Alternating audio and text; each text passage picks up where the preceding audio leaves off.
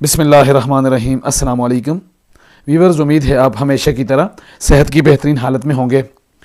Dividend और capital gain की आज की वीडियो में हम कोलगेट पामोलिव को डिस्कस करेंगे।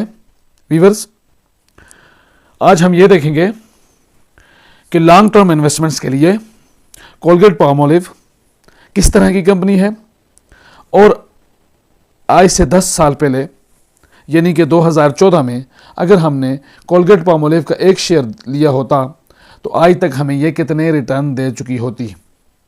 व्यूअर्स, तो सबसे पहले हमने सरमाया.pk पर आना है। सरमाया.pk पर स्टॉक्स पर क्लिक करना है और यहाँ टूल में आकर चौथे नंबर पर ROI कैलकुलेटर पर क्लिक करना है। जैसे ही मैं ROI कैलकुलेटर पर क्लिक करूँगा मेरे सामने कुछ इस किस्म का डैशबोर्ड ओपन हो जाएगा। व्यूअर्स, PSX ROI कैलकुलेटर में मैंने कंपनी सिंबल्स में कोलगेट लिखा है और इन्वेस्टमेंट्स ईयर में 2014 लिखा है। व्यूअर्स, अब मैंने नंबर ऑफ शेयर में 1 लिखा है, यानी कि हम इसके 1 शेयर लेंगे और चेक हिस्ट्री में हम इसकी प्राइस चेक करेंगे। तो व्यूअर्स, 2014 अगर हम निकालें तो 2014 में इसकी जो मैक्सिमम प्राइस थी वो 2290 रुपये थी और मिनिमम प्राइस 1377 रुपये थी। तो हम दोनों प्राइसेस के साथ इसको चेक करेंगे। तो सबसे पहले मैंने यहाँ पर 2299 रुपये लिखा है। एक मिनट में दोबारा चेक कर लेता हूँ कि इसकी जो प्राइस थी वो कितनी थी 2014 में, 2290 रुपये। तो व्यूअर्स, मैं इसको 2290 रुपये कर लेता हूँ। ये मैंने 2290 रुपये पुट किया और ये मैंने कैलकुलेटर ऑन कर दिया, कैलकुलेट किया। तो viewers, in 2014 if you have invested 2290 रुपये इन कोलगेट, अगर आपने 2290 रुपये कोलगेट में इन्वेस्ट किए होते तो इस वक्त जो आपकी अमाउंट बन चुकी होती वो 7622 रुपये और आपको कैश डिविडेंड कीमत में 808 रुपये मिल चुके होते और which mean your total returns, और आपका जो टोटल रिटर्न अब तक बन चुका होता वो 6141 रुपये है। तो ये किस तरह मुमकिन हुआ, आइए हम इसको देखते हैं। व्यूअर्स, समरी इन्होंने दी हुई है तो समरी हम बाद में डिस्कस करेंगे।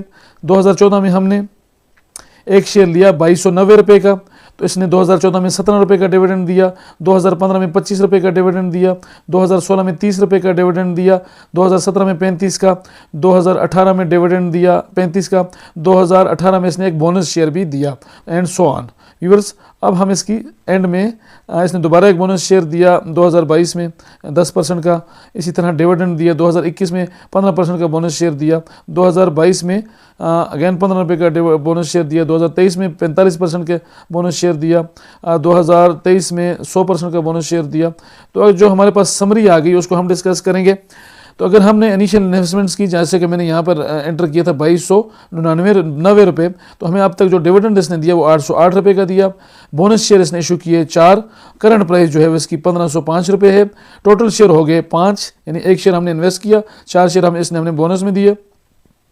तो टोटल वैल्यू जो हो गई वो हो गई 8431 रुपये और CAGR एक शेयर के इन्वेस्टमेंट पर हमें इसने सालाना जो ग्रोथ दी वो 1392% की दी, 13.92% की एक साल में ग्रोथ दी, जब हमने मैक्सिमम प्राइस पर 2014 में हमने इसका शेयर लिया था। अब व्यूअर्स, मैं इसके साथ ही आपको बताता हूं कि अगर हमने 2014 में जो कम से कम कीमत थी उस पर शेयर लिया होता तो वो हमें उस हिसाब से हमें कितनी ग्रोथ मिलती, तो आइए वो भी डिस्कस कर लेते हैं।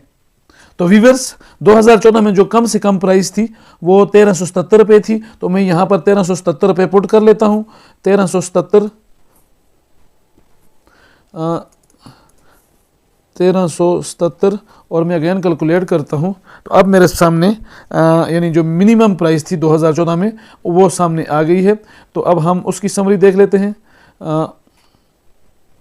तो व्यूअर्स, टोटल इनिशियल इन्वेस्टमेंट जो मेरी थी वो 1377 रुपये थी। डिविडेंड इसने हमें 808 रुपये का दिया, वही अगेन 4 शेयर इसने दिए बोनस शेयर। करंट प्राइस 1505 रुपये है। टोटल शेयर हमारे पास होते 5 शेयर होते, टोटल वैल्यू इस वक्त होती 8431 रुपये। हमने एक शेयर जब मैक्सिमम प्राइस लगाई थी तो हमें तकरीबन 13% के करीब CAGR आया था। अब हमने मिनिमम प्राइस उस साल की एंटर की 1377 रुपये, तो हमें जो CAGR यानी कंपाउंड एनुअल ग्रोथ रेट जो एक साल का हमें मिला वो 1987 यानी कि 20% का इसने हमें एक साल में रिटर्न दिया। तो व्यूअर्स, मशहूर ज़माना कोलगेट में जब हमने एक शेयर में इन्वेस्टमेंट्स की मैक्सिमम प्राइस के साथ, तो हमें तकरीबन 13% के साल का रिटर्न इसने दिया। और जब हमने मिनिमम प्राइस 1377 रुपये जो 2014 में कम से कम प्राइस थी उसके साथ इन्वेस्टमेंट्स की एक शेयर की, तो तकरीबन इसने हमें 20% का रिटर्न दिया। तो वीवर्स, जब भी आपने लॉन्ग टर्म इन्वेस्टमेंट्स करनी हो तो आपने शेयर को एवरेज करके बाय करना होता है, यानी कि आप एक टाइम मुकर्रर कर लेते हैं किस महीने की किसी भी तारीख में डेट में, तो उसको एवरेज करके आप शेयर बाय करते हैं, तो आपकी ओवरऑल जो इन्वेस्टमेंट्स होती है लॉन्ग टर्म इन्वेस्टमेंट, उस पर कोई इतना खास फ़र्क नहीं पड़ता। यानी कि अगर कंपनी अच्छी है तो आपको हर हाल में बेहतरीन CAGR सालाना बुनियाद पर देती रहेगी और आपकी जो इन्वेस्टमेंट्स है वो इसमें ग्रोथ करती रहेगी। बिगनर्स के लिए मेरी एडवाइस ये है कि वो स्टार्ट में इन्वेस्टमेंट से पहले किसी भी शेयर को अच्छी तरह स्टडी करें और उसके बाद उसमें इन्वेस्टमेंट्स करें, क्योंकि पाकिस्तान स्टॉक एक्सचेंज में बेपनाह डिविडेंड्स और प्रॉफिट्स के साथ नुकसान का अंदेशा भी हमेशा रहता है। उम्मीद है आज की ये वीडियो आपको पसंद आई होगी। अगर वीडियो पसंद आई है तो इसको लाइक करें, मेरे चैनल इन्वेस्ट अगेन को सब्सक्राइब करें। मिलते हैं अगली वीडियो में। अल्लाह पाक हम सब का हामी और नासिर हो। शुक्रिया।